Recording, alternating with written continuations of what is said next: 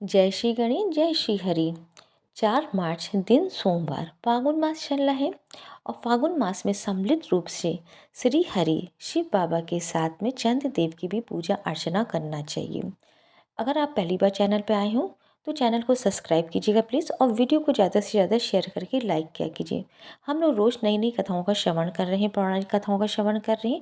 अगर आपने इससे पहले की कथाओं का श्रवण ना किया हो तो मेरे चैनल पे पूरी प्लेलिस्ट बनी है, आप वहाँ पे जाके उन कथाओं का श्रवण कर सकते हैं।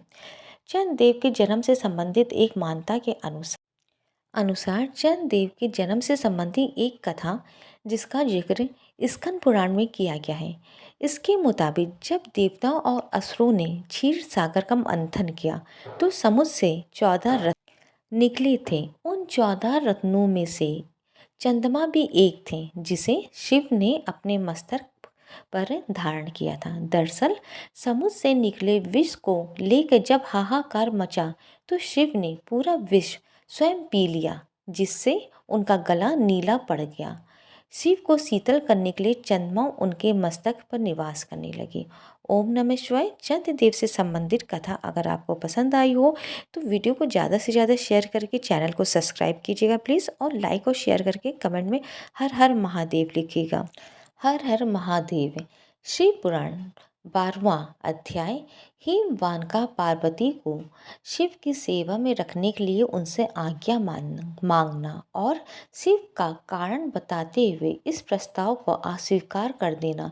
ब्रह्मा जी कहते हैं, नारद तदंतर शैलराज हिमालय उत्तम फल फूल लेकर अपनी पुत्री के साथ हर्षपूर्वक भगवान हर के समीप गए। वहां जाकर उन्होंने ध्यान परायण त्रिलोकी नाथ शिव को प्रणाम किया और अपनी अद्भुत कन्या काली को हृदय से उनकी सेवा में अर्पित कर दिया।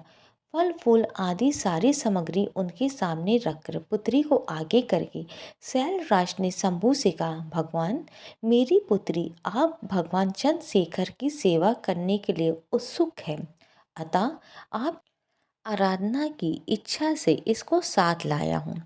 ये अपनी 2 सखियों के साथ सदा आपके शंकर की सेवा में रहे। नाथ, यदि आपका मुझ पर अनुग्रह है तो इस कन्या को सेवा के लिए आज्ञा दीजिए। तब भगवान शंकर ने उस परम मनोहर काम रूपनी कन्या को देखकर आंखें मूंद दिया और अपने त्रिगुणा अतीत अविनाशी परम तत्व में उत्तम रूप का ध्यान आरंभ किया। उस समय सर्वेश्वर एवं सर्वव्यापी जटा जूटधारी वेदांत वेद चंद्र कला विभूषण शंभु उत्तम आसन पर बैठकर नेत्र बंद किए तब ध्यान में ही लग गए। ये देख हिमाचल ने मस्तक झुकाकर पुनः उनके चरणों में प्रणाम किया। यद्यपि उनके हृदय में दीनता नहीं थी तो भी वे उस समय इस संशय में पड़ गए कि ना जाने भगवान मेरी प्रार्थना स्वीकार करेंगे या नहीं।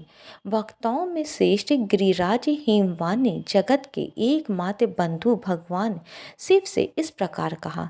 हिमालय बोले, देव देव महादेव करुणाकर शंकर विभो, मैं आपकी शरण में आया हूँ।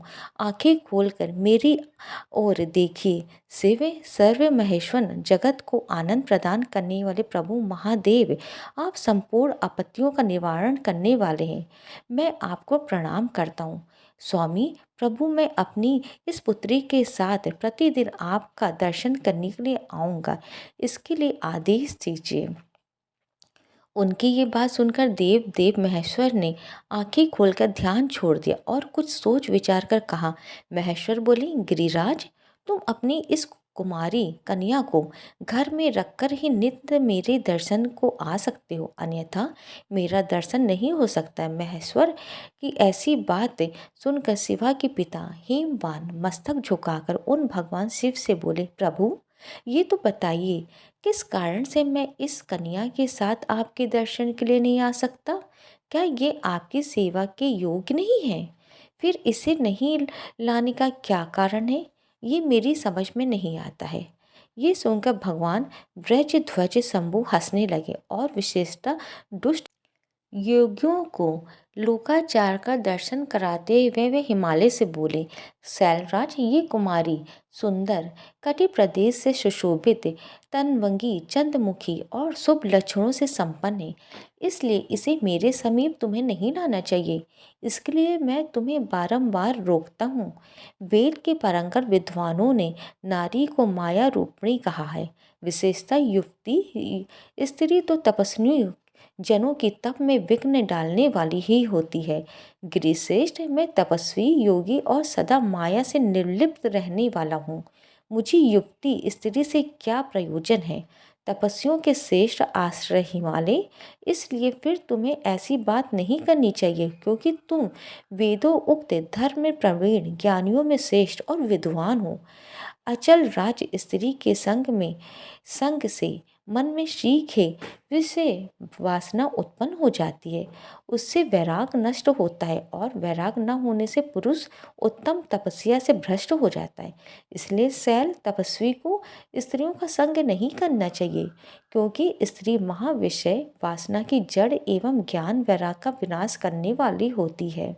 ब्रह्मा जी कहते हैं, नारद, इस तरह की बहुत सी बातें कह के महायोगी शिरोमणि भगवान महेश्वर चुप हो गए।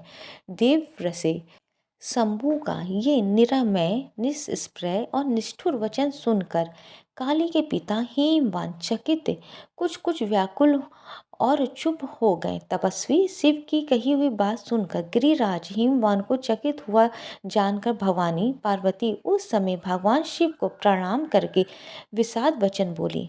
आज का अध्याय यहीं पे विराम करते हैं। आशा करते हैं कल का भी आप शिव पुराण का भाग सुनेंगे। कथा पसंद आई हो तो वीडियो को ज़्यादा से ज़्यादा शेयर करके लाइक कीजिएगा, और चैनल पे पहली बार आए हों तो चैनल को सब्सक्राइब करके हर हर महादेव कमेंट्स कीजिएगा। हर हर महादेव।